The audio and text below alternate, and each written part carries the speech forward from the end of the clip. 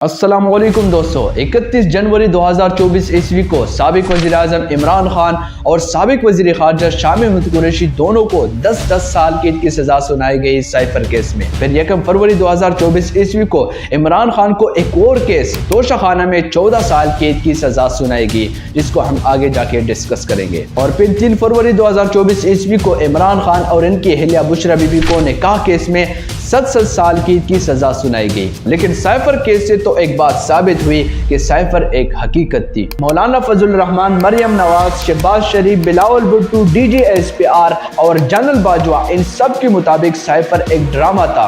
America ने पाकिस्तान को कोई साइफर वाइफर नहीं भेजा था, बल्कि इनके मुताबिक ये इमरान खान के किसी वजीर ने खुद अपने हाथों से लिखा था। लेकिन एक दिन तो सच सामने ही आना था और इमरान खान ने साबित किया कि वो हक पर थे। जिस साइफर को कागज का एक टुकड़ा कहा जा रहा था, जिस साइफर को झूठा करार दिया जा रहा था, जिस साइफर को एक ड्रामा कहा जा रहा था, कुछ दिन पहले इसी साइफर केस में इमरान खान और शाह महमूद कुरैशी दोनों को 10-10 साल कैद की सजा सुनाई गई। लेकिन मुझे इंतहाई अफसोस से कहना पड़ रहा है कि हम एक ऐसे मुल्क में रहते हैं जहां पर अमरीकी धमकी कौमी राज होती है और कौम को इस धमकी से आगाह करने वाला गद्दार और बागी होता है।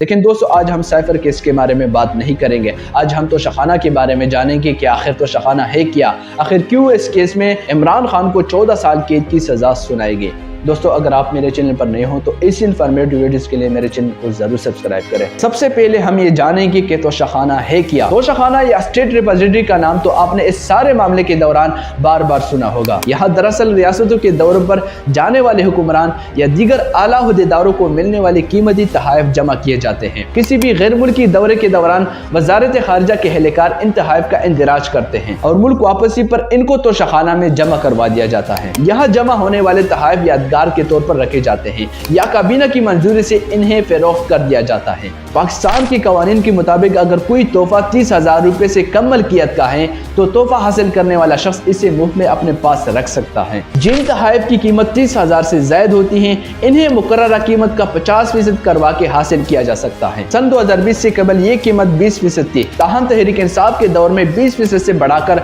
50% कर दिया गया था। इन तोहफे में आमतौर पर महंगी गाड़ियां, सोने और हीरे से बने जेवरात, मुख्तलिफ डेकोरेशन पीसेस, हीरे और कालीन वगैरह शामिल है। नाउ तोशाखाना के बारे में तो आप थोड़ा जान गए, अब हम ये जानेंगे कि आखिर इमरान खान को इस केस में कैसे फंसाया गया। दोस्तों, लंदन प्लान के तहत इमरान खान को इलेक्शन के दौर से बाहर रखने के लिए हंगामी बुनियादों पर सियासी इंतकाम, मुनाफिकत, बोगस ट्रायल और बदयानत फैसले पर मुश्तमिल तोशाखाना केस के हकायक। सऊदी वली अहद ने इमरान खान की जाती रहायशगाह पर तोहफा भेजा, जिसे इमरान खान चाहते तो बगैर कीमत अदा किए रख सकते थे। लेकिन माजी की मफाद परस्त हुक्मरानों के बरकस इमरान खान ने अपने स्टाफ के जरिए तोहफा वज़ीर आज़म ऑफिस भिजवाकर इसे बाकायदा डिक्लेयर करके इसकी कीमत लगवाई। सरकारी इदारे फेडरल बोर्ड ऑफ रेवेन्यू ने अपने साथ रजिस्टर्ड एक तखमीनाकार कंपनी से तोहफे का तखमीना 1 करोड़ 80 लाख रुपए लगवाया। तोशाखाना के कानून के मुताबिक तोहफे की मालियत 50% अदायगी के बाद ये तोहफा पाने वाले सवाबदीद हैं कि वो तोहफा अपने साथ घर ले जा सकता है। हस्बे कानून तखमीने के 50% अदा करके इमरान खान ने वो तोहफा खरीद लिया। इस पूरे अमल में कोई इकदाम गैर कानूनी नहीं था।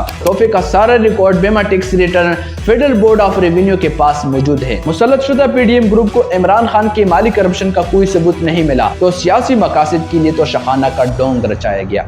तस्वीर दिखाकर एक पहले से बंद इंडियन कंपनी के मुलाजिम, जिसकी तालीमी काबिलियत महज मैट्रिक है और इसके पास तखमीना लगाने की कोई सनद भी मौजूद नहीं, इसी इंडियन लड़के ने तोहफे का तखमीना 3 अरब लगाया। यहाँ सवाल ये उठता है कि बिलफर्ज तखमीना कम लगवाया था तो तखमीना लगाने वाले सरकारी अफसरान के खिलाफ कोई कार्रवाई अमल में क्यों ना लाई गई। इमरान खान के वकला ने जब अदालत में गवाहान पर जरह की तो इस सारे ढोंग का पर्दा चाक हो गया कि महज एक तस्वीर के जरिए तखमीना लगाने वाले के पास न तो कोई सनद थी और न ही तजुर्बा। गवाहान की झूठा साबित होने पर माफिया इतना घबरा गया कि वकला से अगले गवाहान पर जरह का कानूनी हक ही छीन लिया। एक मातहत अदालत के जज ने इंतहाई उजलत में इमरान खान का बयान लिए बगैर, वकला की इख्तितामी जरा सुने बगैर, वकला और मीडिया को बाहर रखकर बंद कमरे में ही कड़ी सजा का फैसला सुना दिया। ये वही तोशाखाना है जहां पर आसिफ अली जरदारी, नवाज शरीफ और यूसुफ रजा गिलानी माजी में गैर कानूनी तौर पर औने पौने दामों में गाड़ियां हत्या चुके हैं। उस वक्त तोशाखाना से गाड़ियां निकलवाना कतन गैर कानूनी था, क्योंकि 1978 में एक लॉ बना था कि आप तोशाखाना से नवादरात और गाड़ियां نہیں خرید سکتے، لیکن آصف علی زرداری اور نواز شریف نے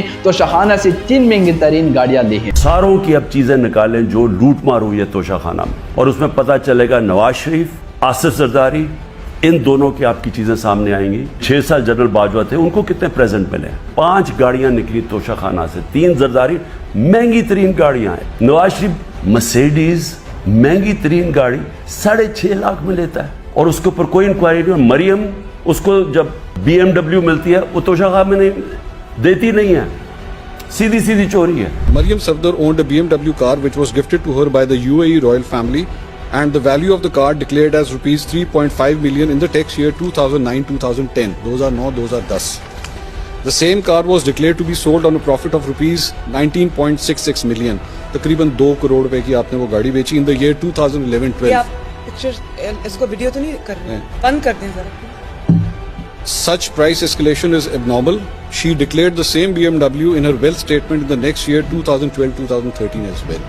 آپ نے ڈکلیئر کیا ہے اس کو اپنی انکم ٹیکس ریٹرن کے۔ میرا خیال ہے کہ یہ فیملی کی کوئی ہوگی، مجھے اس پر سے دنیا میں سے زائد اخبار آصف علی زرداری اور نواز شریف کی کرپشن پر آرٹیکل لکھ چکے ہیں۔ ناؤ عمران خان کو ان جھوٹے کیسز میں کیوں پھنسایا گیا؟ چونکہ اس وقت پوری قوم حقیقی آزادی کے علمبردار عمران خان کے ساتھ ڈٹ کر کھڑی ہے، اس لیے اجلت میں سنائے گی ان سزاؤں کا مقصد قوم کو نا امید کر کے ان کے حوصلے پست کرنا ہے، لیکن ہم نے بحیثیت قوم نہ تو نا امید ہونا ہے اور نہ ہم نے ہمت ہارنی ہے۔ میں اپنے آخری خون کے قطرے تک اس ملک کے لیے لڑوں گا۔ اس ملک کی تاریخ اس چیز کی گواہی دے گی کہ عمران خان اپنے ملک کے لیے آخری گیند تک لڑتا رہا، آخری وقت تک اپنے ملک کے لیے کھڑا رہا تھا۔ دوستو ان کیسز کے بارے میں آپ کی کیا رائے ہیں؟ کمنٹ سیکشن میں اپنی رائے ضرور دیجیے۔ اجازت دیجیے، اللہ نگہبان۔